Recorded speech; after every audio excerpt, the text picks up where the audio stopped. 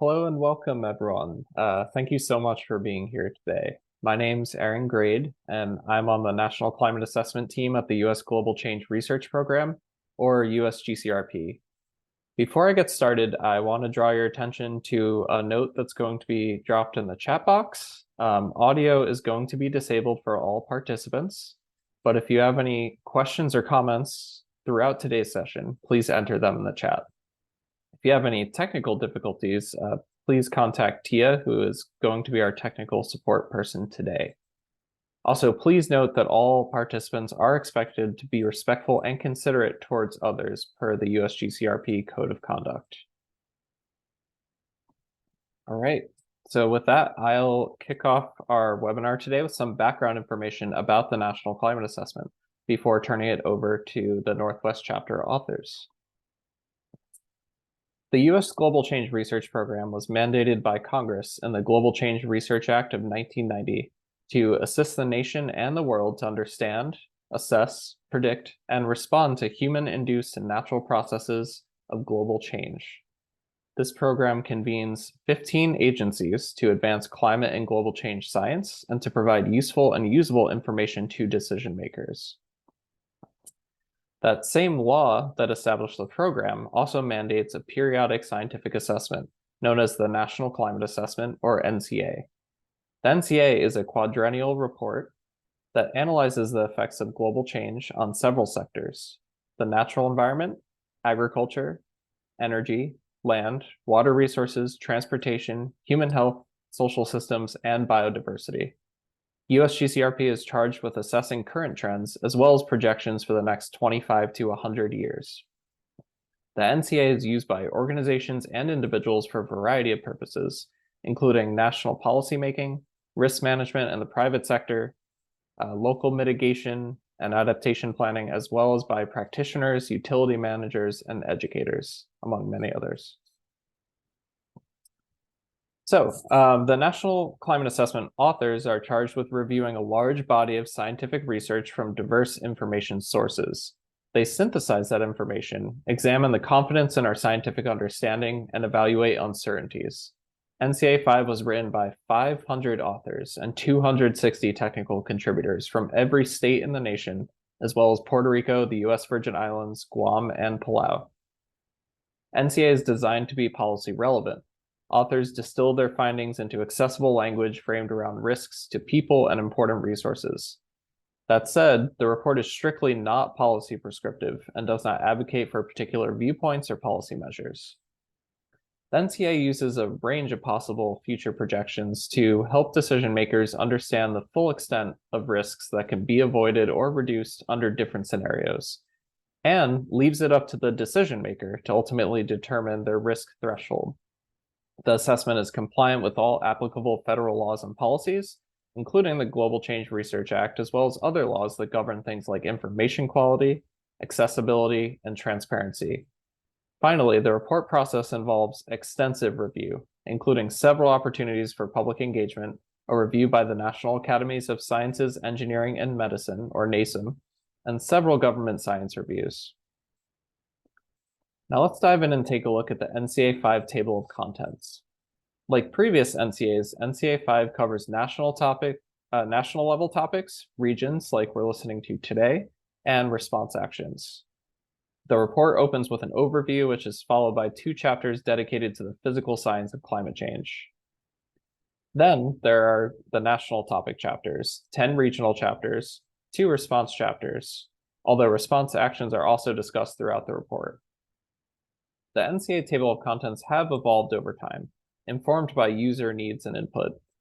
NCA5 added 2 new chapters, one on economics and one on social systems and justice. We also have 5 new focus features on compound extreme events, Western wildfires, COVID-19, supply chains, and blue carbon. We have several appendices, including a new one dedicated to indicators. Well, now that we've gone through some introductory background, it's my pleasure to introduce Mike Chang, the chapter lead of the Northwest chapter, who will lead us through the remainder of the webinar today. Thank you. Great. Thank you so much, Aaron. If we can go to the next slide, please. So thanks for everyone for joining us today. My name is Mike Chang. I'm a director at Cascadia Consulting Group, and I had the honor and the privilege of being the chapter lead for the Northwest chapter. I'm joined today by many of my other co-authors for this, so I'm going to invite them to come off camera and briefly introduce themselves. And so I'm going to start in terms of order that I see here. So Samantha, I'm going to come over to you first. Right off the bat, Chela, Samantha Chisholm Hatfield. I'm enrolled with the Confederated Tribes of Siletz Indians here in Oregon, and I am an assistant professor senior research with fisheries, wildlife, and conservation science at Oregon State University. Thanks for joining us, Samantha. I'm going to go to Lisa. Hello, my name is Lisa Crozier. I'm at the Northwest Fisheries Science Center, which is part of NOAA Fisheries, and I'm involved in the fish ecology program there. Thanks, Lisa. I'm going to go to Erica. Hi, I'm Erica Fleischman. I'm a director of the Oregon Climate Change Research Institute and a professor at Oregon State University. Eric. Hi there. I'm Eric Grossman. I'm a coastal and marine geologist and the National Tribal Liaison for the USGS Natural Hazards Mission Area. I contributed to the Northwest chapter and the focus on blue carbon. Thanks, Eric. Elise. Hi, everyone. I'm Elise Rasmussen. I use she and her pronouns. When I was writing this, I was working at the Washington State Department of Health as our climate justice coordinator there. I now work in local government for the city of Seattle, implementing Seattle's Green New Deal. Great. Thanks, Elise. And Crystal to round us out. I'm Crystal Raymond, a climate adaptation specialist with the Climate Impacts Group at University of Washington, and I have a background in forestry, wildfire, energy and water systems, and I contributed to the infrastructure ecosystems key message in the wildfire cross-cutting section. Thanks, Crystal. And just a reminder for everyone, if you have questions, please put them in the chat. And as appropriate, some of our authors may also be responding with answers in the chat. So thank you all for joining us today. So next slide, please. I wanted to start out with how we developed. And so this is how the whole NCA was developed, and this really closely mirrors how the Northwest chapter. This included multiple rounds of drafts, and each round of those drafts went through federal agency review, public review, or the National Academy's review as well. In addition to that, we also had a few different public engagement touch points with communities, organizations across the Northwest to help inform the development of our key message content for the Northwest chapter as well. And this really made sure that we were able to produce a chapter that met the needs and the priorities of communities and governments across the region. Next slide, please.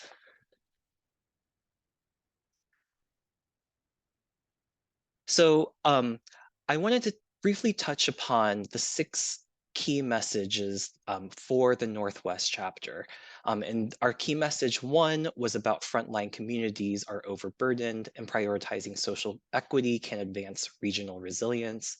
Our second one was about ecosystems transitioning in response to extreme events and human activities.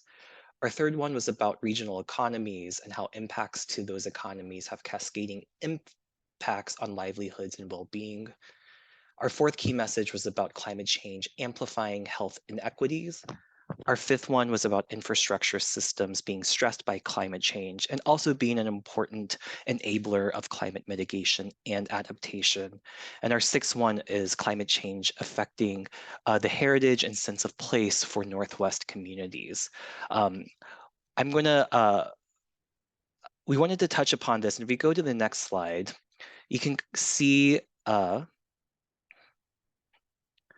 how each of our key messages are structured, where we talk about the impacts as well as the potential responses within those sectors. And you can find a lot more about our key messages at the NCA website. And If we go to the next slide, why I wanted to first touch upon the key messages is rather than going key message by key message, and even though all the key messages are structured the same way, we wanted to really draw what are some of the key themes throughout, and then kind of intersperse some of the key message takeaways throughout these consistent themes that we're finding across our key messages. And so these are really four themes that we're pulling out. The first one is that climate change is transforming the things that we collectively value in the quality of life across the Northwest in multiple ways. The second one is that climate change doesn't occur in a vacuum. It interacts with non-climate stressors and it amplifies those existing risks or disparities across the Northwest. The third one is, despite some of the risks and impacts from climate change, many of the communities are preparing for and responding to these climate risks. And the last one is the long-term effectiveness of these actions depend on a lot of the choices that are made today.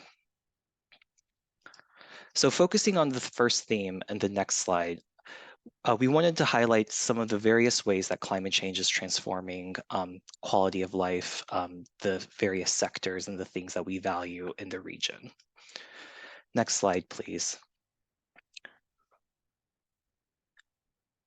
The first one is observed changes in annual and precipitation patterns as well as temperature. So we're seeing changes across the whole country in terms of temperature and precipitation patterns. For the Northwest, we've seen average annual temperatures warm approximately 2 degrees since 1900, and in some areas have warmed about 2.5 degrees. We're also, in terms of precipitation patterns, the Northwest is experiencing drier summers as well as wetter winters, with a lot of the winter precipitation coming in the form of extreme or heavy precipitation days as well. And if we go to the next slide, we can see some of the impacts to the things that we value. So here's a photo from Mount Baker Ski Resort in Washington State on February 15th, 2015. And so this is typically the height of ski season, as we see during the winter of 2015, which was an abnormally warm winter, we saw no snow for large parts of the ski season. And what this did is it led to a lot of people who recreate in the snow, as well as the businesses and industries dependent on the snow-based recreation lose out on that opportunity that year. If we go to the next slide, what we also are seeing is that atmospheric rivers, which are these long bands of moisture within the atmosphere that carries a lot of precipitation and can from the tropics and can drop it into the Pacific Northwest. They are projected to become more intense as well as more frequent. And what we're going to see in the next slide here is that atmospheric rivers, what we're seeing is becoming one of the predominant drivers of extreme precipitation events, particularly during fall and winter seasons. In addition to that, we're also expecting to see these atmospheric rivers reach further inland. So typically they have been a phenomenon that it really affects coastal areas, and we're seeing it affect Eastern Washington and Oregon, as well as Idaho in the future. And if we go to the next slide, we can see some of the potential impacts to the communities as well as the infrastructure that we have. So this was a landslide triggered by heavy rains in 2019 near Brookings, Oregon, which is at near the border between Oregon and California, in a coastal area. And so for folks within these areas, this is oftentimes the only road that you can use to traverse up and down the coast. And so when the landslide, it affected this road and it hindered access for the communities reliant on it for about 2 weeks as repairs were underway. So we're beginning to see these extreme events really affect coastal communities and remote communities in additional ways too.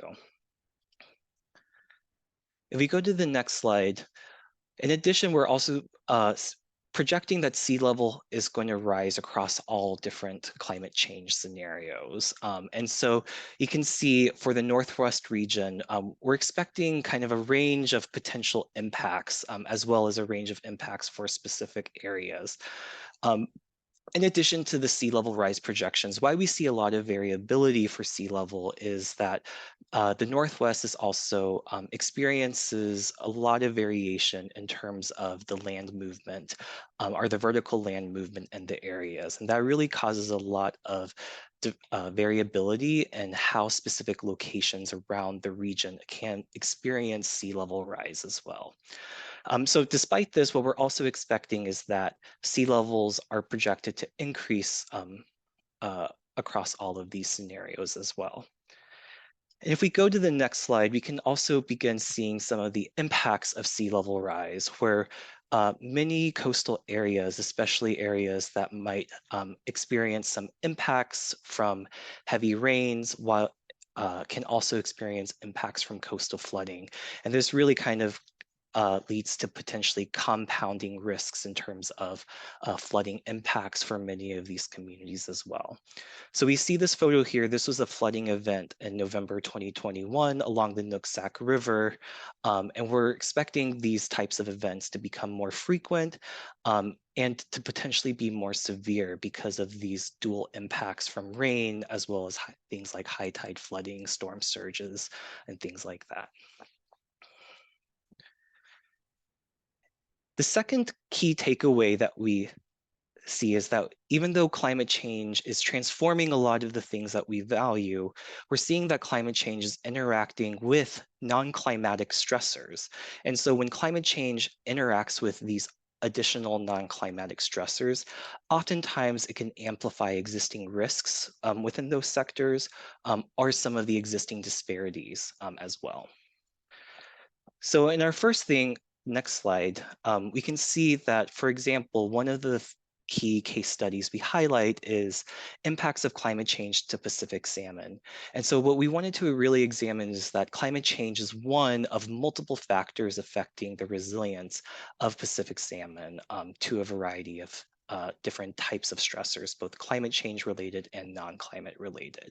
And what we see is that already a lot of these salmon species are experiencing a variety of risks due to things like human activities, as well as changing ecological dynamics. And when we overlay things like climate change, this includes less snowpack, so warmer waters during migration periods, impacts of ocean acidification that changes predator-prey dynamics in the ocean. These can compound and amplify some of the existing stressors that these species face. Next slide, please. We also know that wildfire risk in the Pacific Northwest is driven by a variety of factors. So a lot of this includes land use activities, other types of human activities, energy transmission and infrastructure, disturbance from non-native species, among many others. And so again, when we overlay additional impacts of warmer temperatures and drought conditions, what we're beginning to see is that conditions conducive to very large fires are projected to increase almost fourfold for the Northwest region here. And so not only do we want to see how climate change can begin interacting with some of these non-climatic stressors that can make some of these extreme events more likely and more severe in the future, we're also beginning to see some of the associated social, health, and economic impacts of these. So if we go to the next slide, we can see some of these projections in wildfire risk and severity within the Northwest. We will have some downstream impacts like additional excess asthma burden associated with this wildfire smoke. In addition to this, we know that from a spatial distribution of burden, who bears the risk of this, a lot of the risk will be unevenly distributed across the Northwest geographies. So for the wildfire smoke impacts, we know that people with existing respiratory illnesses, older adults, and children will be more sensitive to this. In addition, we also know people without access to healthcare or healthcare services may also face additional impacts in terms of being able to respond or adapt to increased wildfire smoke events. If we go to the next slide, we're also beginning to see how climate change also underlies some of the underlying social and socioeconomic disparities. Many of these disparities with direct lines to historical policies, such as redlining, that inequitably distribute the investment of resources. And so with that, we also see some of the legacy impacts of these historical policies. So this is an example from Portland, Oregon, where we see some areas that were historically redlined or areas labeled D from the Homeowners Loan Corporation, can experience temperatures almost 13 degrees warmer than the city averages. And areas that were ranked good or well by the Homeowners Loan Corporation generally have less extreme heat exposure.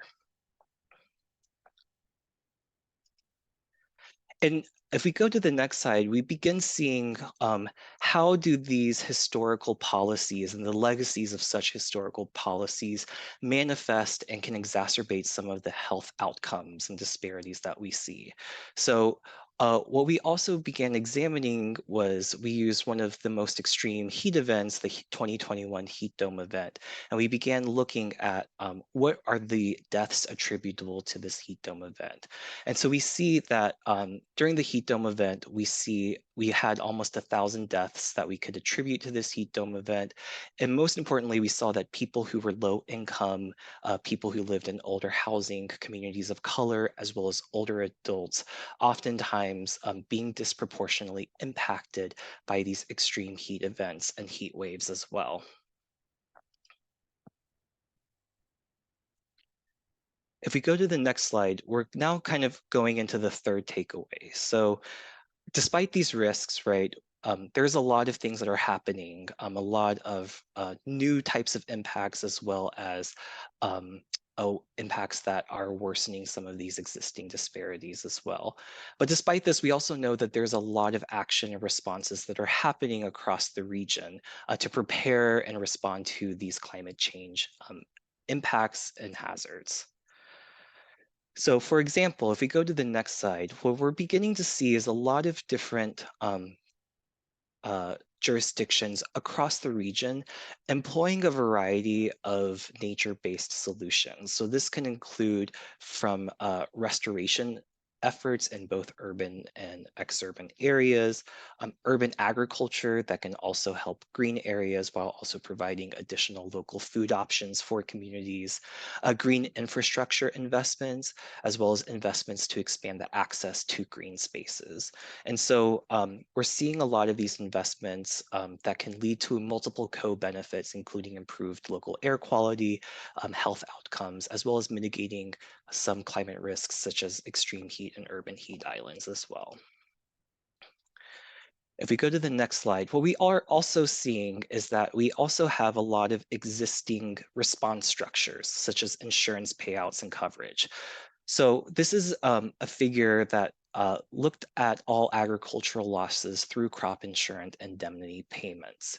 And so while insurance payments can support industries like the agriculture industry, especially when there are unpredictable shocks, what we're beginning to see is some of these more chronic stressors, such as drought and heat, are leading to repeated insurance claims from these industries. So while we do have some of these responses in our social safety net for things like community resilience or economic resilience to climate change, we also know that these existing response structures will probably be insufficient to meet as climate change and extreme events are more severe and frequent in the future. In addition to that, if we go to the next slide, what we're also seeing is that at all scales within the region, we're seeing climate mitigation and adaptation activities. One of the things that we found across the whole country is that every single state was implementing climate adaptation and climate mitigation actions in some form. And so within the Northwest, we see similar investments in terms of climate responses. And so what we wanted to highlight are some of the existing plans that we highlighted within our Northwest chapter. So this includes an electric utilities wildland fire prevention report from the Washington State Department of Natural Resources in terms of how can the state agency coordinate with other types of agencies to prepare for wildland fires in the future.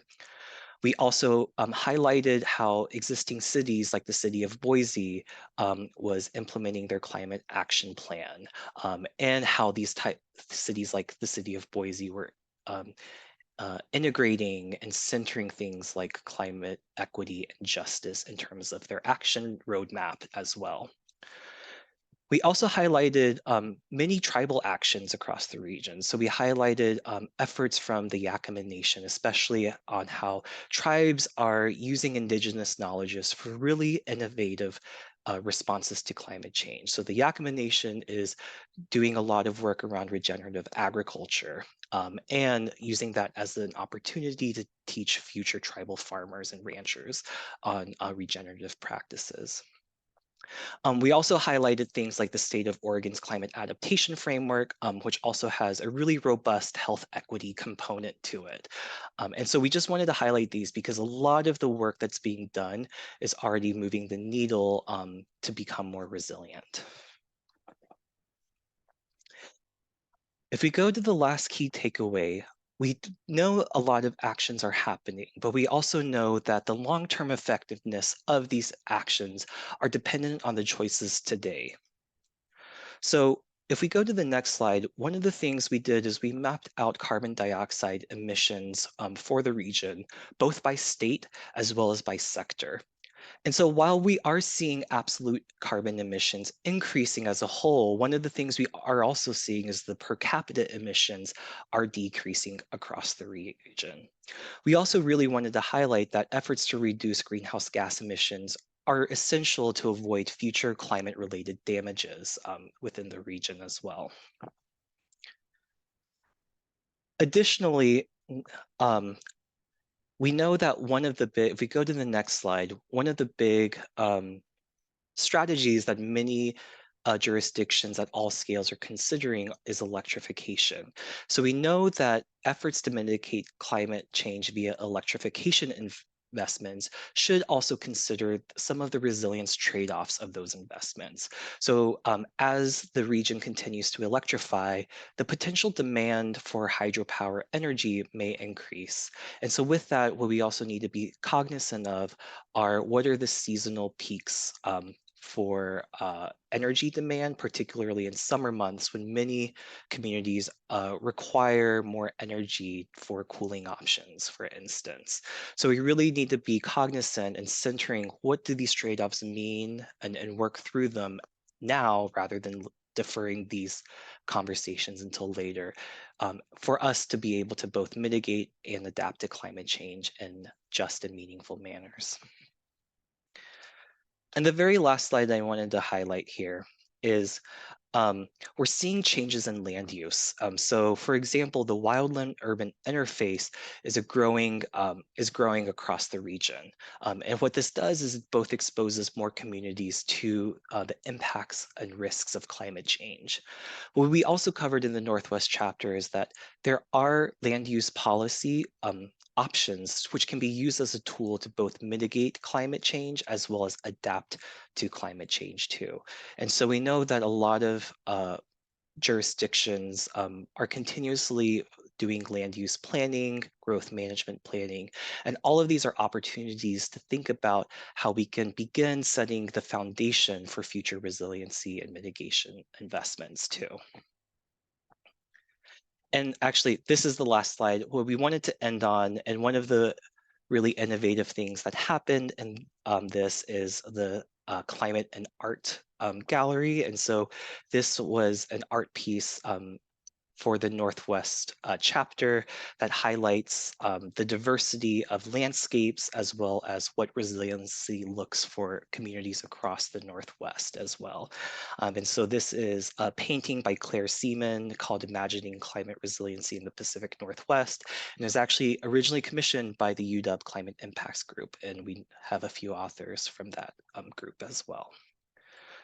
So with this, if we go to the last slide, thank you all for coming today. We really appreciate it. And I see there's a lot of questions that are coming in now. So I'm going to pause here and we can open up for a Q&A discussion with our author team.